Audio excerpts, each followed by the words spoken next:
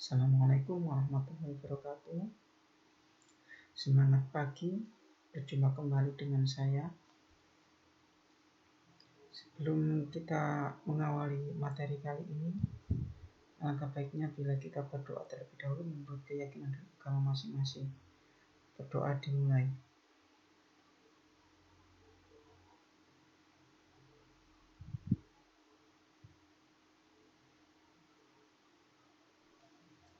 Nah, berdasarkan penjelasan sebelumnya,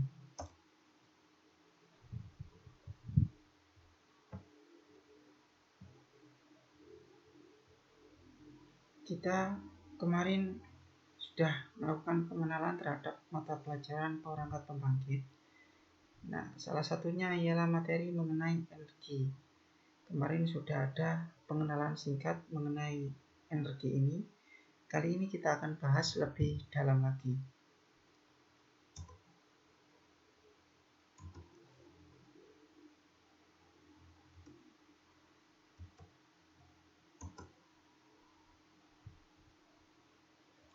Nah, apa itu energi? Yang pertama, energi merupakan sebuah kemampuan untuk melakukan kerja. Nah, jadi apabila ada sebuah kemampuan untuk melakukan kerja, maka di situ terdapat energi. Contohnya, angin mendorong plastik di jalan atau daun kering, sehingga daun kering atau plastik tersebut bergerak. Nah, berarti di situ ada energi berupa energi angin. Nah, banyak sekali energi-energi ini. Api atau panas, kemudian matahari, air, kinetik, mekanik, dan lain-lain. Kemudian yang kedua, kekuatan yang diperlukan untuk melakukan pekerjaan. Nah, jadi untuk melakukan sebuah kinerja atau pekerjaan diperlukan sebuah kekuatan. Nah, kekuatan itu disebut energi. Nah, contohnya manusia melakukan pekerjaan sehari-hari atau metabolisme tubuh. Itu merupakan suatu bentuk pekerjaan yang membutuhkan energi. Nah, energinya didapat dari makanan, dari proses kimiawi yang akan dilakukan oleh tubuh kita masing-masing. Proses biologis. Kemudian sebuah daya yang mampu melakukan kinerja. Nah, daya yang mampu melakukan kinerja, ya ini hampir mirip seperti yang penjelasan awal, hanya pengertiannya saja. Jadi energi secara kesimpulan adalah sesuatu yang digunakan atau dapat melakukan pekerjaan.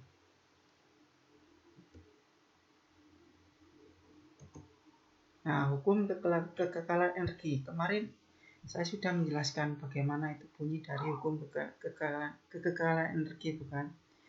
Coba diingat-ingat kembali dan mungkin bisa ditulis di kolom chat di Google Classroom. Hukum kekekalan energi itu maksudnya bagaimana? Nah, bunyinya seperti ini dari hukum kekekalan energi. Energi tidak dapat diciptakan dan dihancurkan. Nah, kalau tidak dapat diciptakan dan tidak dapat dihancurkan, maka energi itu dari mana sebenarnya? Jadi energi itu selalu ada jika ada sebuah kehidupan.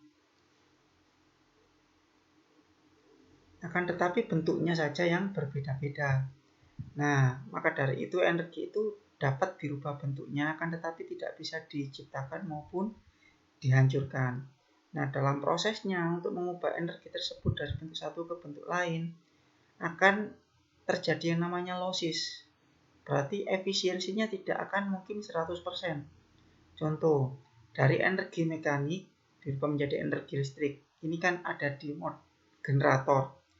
Nah, daya mekanik yang dikeluarkan untuk memutar generator tidak akan sama dengan energi listrik yang dihasilkan dari generator dari energi mekanik yang sudah diberikan pada generator tersebut.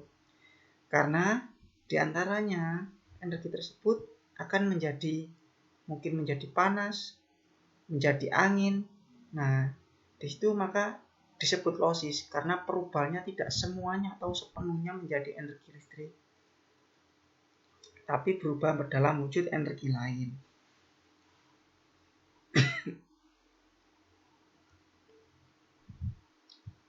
Pemanfaatan energi. Kira-kira energi ini dimanfaatkan untuk apa? Nah, banyak sekali ya energi ini dimanfaatkan.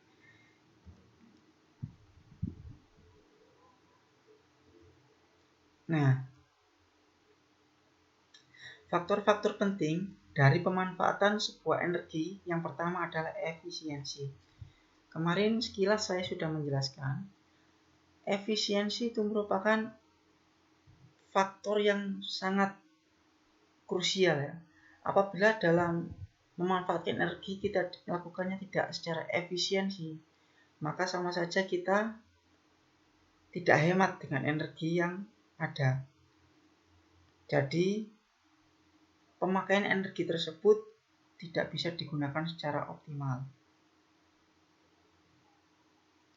Dari sisi produksi, efisiensi biasanya diikuti dengan perkembangan teknologi.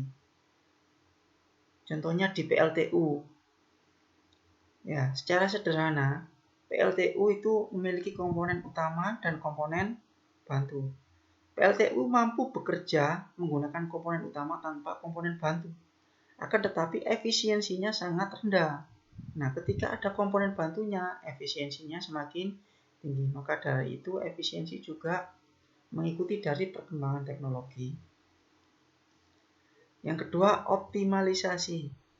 Nah, bagaimana optimalisasi? Jadi, dari energi yang dibangkitkan, itu bagaimana optimalisasi yang bisa dimanfaatkan. Ya. Contohnya, daya listrik di rumahmu terteranya 900 VA. Apakah benar 900 VA tersebut bisa dimanfaatkan semua? Secara teori mungkin bisa, akan tetapi pada praktikumnya tidak akan mungkin 100% dapat dimanfaatkan. Karena kenapa? Ini agak jauh dari pembahasan kita, tapi saya jelaskan sedikit. Karena pada energi listrik di rumahmu itu terdapat 3 jenis energi listrik. Daya listrik, mohon maaf. Ada daya nyata, daya semu, dan daya reaktif.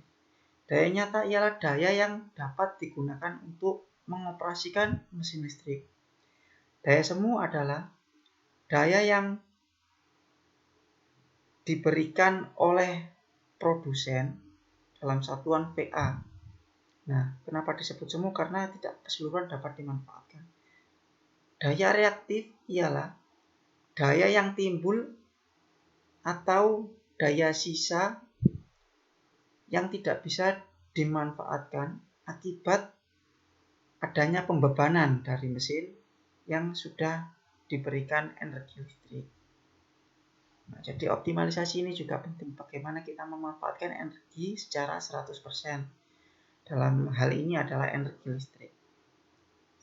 Kemudian regulasinya bagaimana?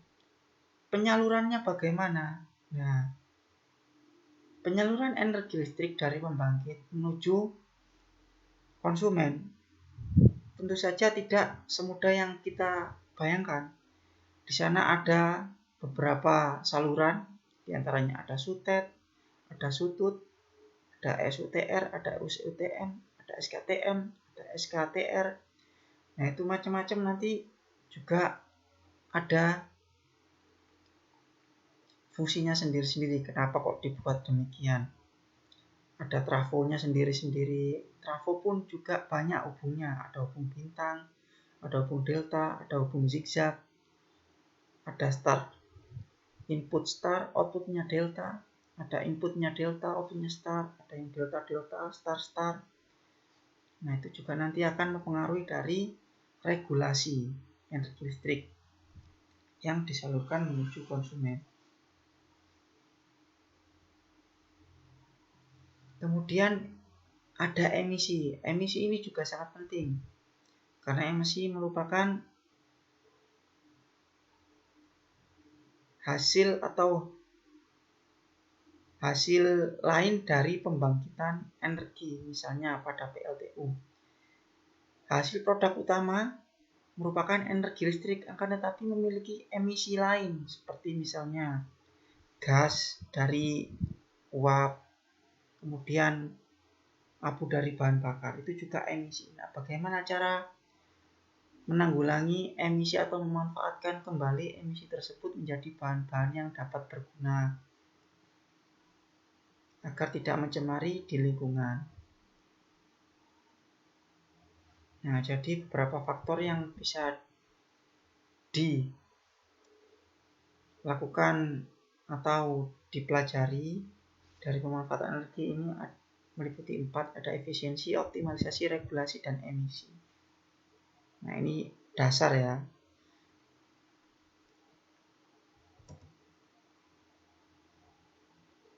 Kemudian bentuk-bentuk energi. Nah, yang kita bahas tadi dari hukum kekalahan energi ya, yang dapat dirubah itu hanya bentuknya. Ada energi listrik, energi potensial, energi kinetik, energi mekanik, energi kimia. Oh, ini double, mohon maaf.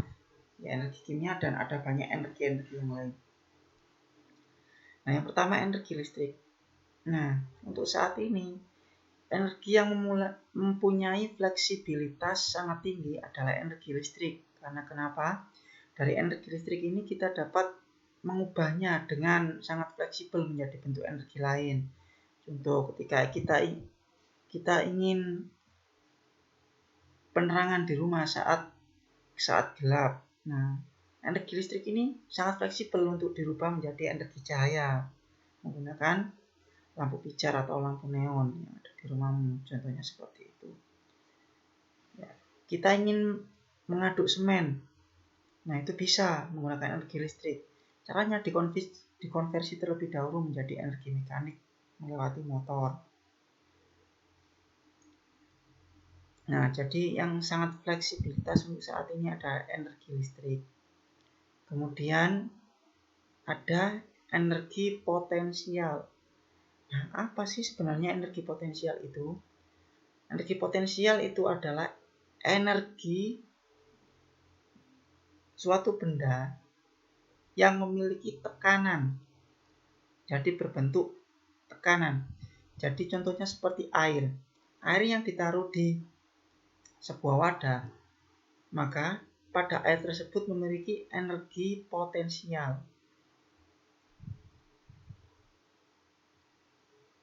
Kemudian ada energi kinetik. Energi kinetik ini merupakan energi yang berbentuk pergerakan ya.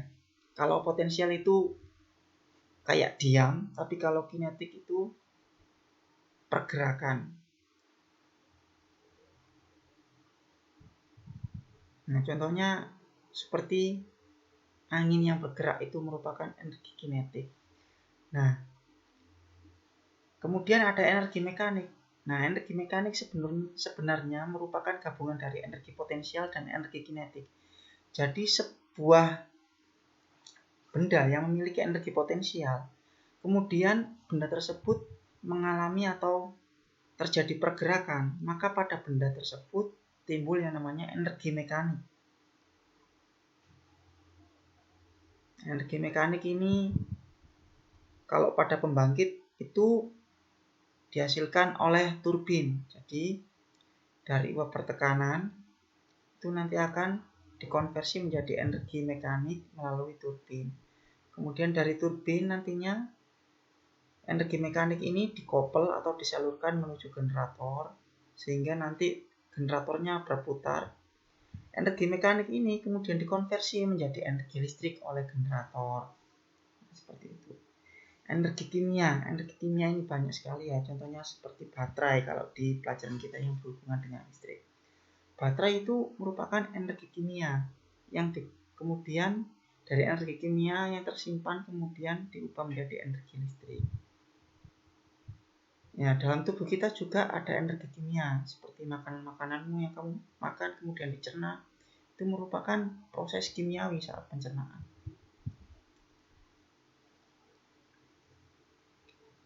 Ya, kemudian energi nuklir. Nah, energi nuklir itu sebenarnya itu hampir sama dengan energi kimia. Ini saja di sana itu ada reaksi yang hampir tiada henti. Jadi sangat banyak sekali reaksi-reaksi yang terjadi dalam sebuah reaktor itu. Reaksinya berbentuk reaksi penggabungan dan perpencaran. Jadi sebuah materi dalam reaktor itu digabungkan, dipencar, digabungkan, dipisahkan seperti itu terus menerus hingga menimbulkan panas. Kemudian panasnya yang akan dimanfaatkan untuk menghasilkan energi listrik nantinya. Itu kalau pada PLTN ya, pembangkit listrik tenaga nuklir. Apa itu konversi energi? Nah, sudah saya jelaskan tadi di awal, kemarin juga sempat saya jelaskan sekilas. Nah, pada perangkat pembangkit ini ya, contoh sederhananya atau yang sering kita pelajari nantinya itu dari angin, kemudian surya, kemudian air, dikonversi atau dirubah menjadi energi listrik. Nah, bagaimana prosesnya itu nanti? Nah, itu nanti pasti setiap bentuk energi yang akan diubah ke bentuk energi lain, pasti alat konversinya berbeda-beda dan memiliki karakteristiknya masing-masing. Nah, konversi itu merupakan mengubah suatu bentuk energi ke dalam bentuk energi lain. Nah, jadi kalau mesin konversi energi berarti mesin yang mengubah suatu bentuk energi ke dalam bentuk energi lain. Nah, seperti itu. Nah, ini contohnya ya, dasar konversi energi pada motor dan generator. Yang pertama ini ada magnetisme. Nah, apa itu? Magnetisme merupakan sifat bahan yang mampu dibangkitkan sifat kemagnetan. Nah, bahan itu ada banyak, ada bahan logam, non-logam, semi-logam.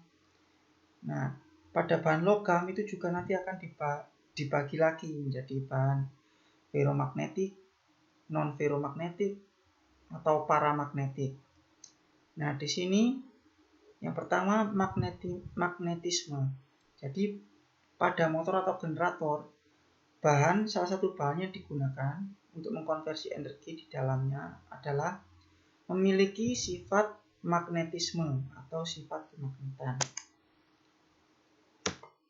Kemudian flux magnetik. Nah, apa itu?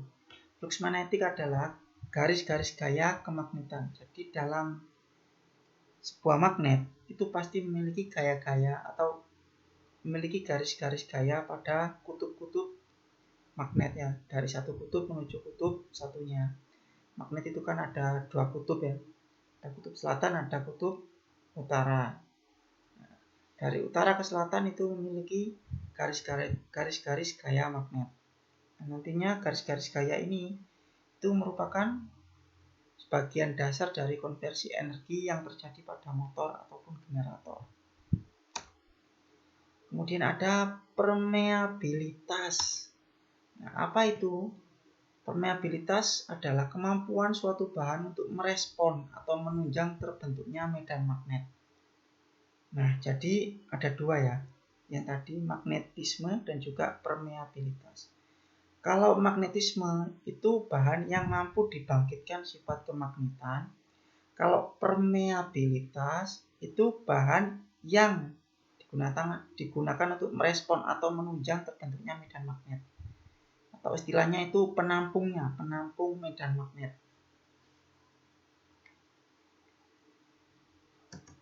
Kemudian yang keempat, elektromagnetisme. Merupakan sifat perubahan dari listrik menjadi magnet dan kebalikannya. Jadi listrik menjadi magnet maupun magnet menjadi listrik. Nah, ini kalau pada motor kan dari magnet sebenarnya. Nah, kemudian kalau motor listrik itu kan dari listrik kemudian menjadi pergerakan. Di dalamnya itu kan ada magnetnya ya. Jadi saat motor sebenarnya kalau tanpa rotor, motor saja, berarti di situ hanya ada statornya. Nah, ketika stator itu diberikan arus listrik, maka sifat dari stator atau kokernya itu dia akan menimbulkan magnet, terbentuk magnet di sana. Nah, kalau generator ini beda, ini dari magnet menjadi energi listrik. Menjadi listrik, bukan energi listrik, ya mohon maaf. Kemudian yang kelima, rangkaian kemagnetan. Nah, merupakan sebuah rangkaian untuk mengonversi listrik menjadi magnet atau magnet menjadi listrik. Nah, ini sangat berhubungan ya rangkaian kemagnetan dengan elektromagnetisme. Nah, kelima dasar ini adalah merupakan dasar konversi energi yang terdapat pada motor dan generator. Jika salah satunya saja tidak ada atau belum terpenuhi, maka konversi energinya sangat minim sekali efisiensinya.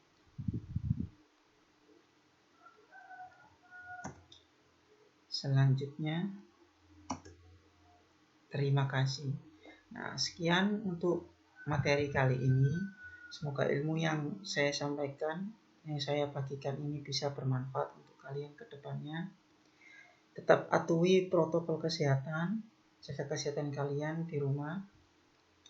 Terus semangat belajar. Saya akhiri. Assalamualaikum warahmatullahi wabarakatuh. Untuk lebih jelasnya bisa kalian tanyakan langsung kepada guru pengampu. Terima kasih.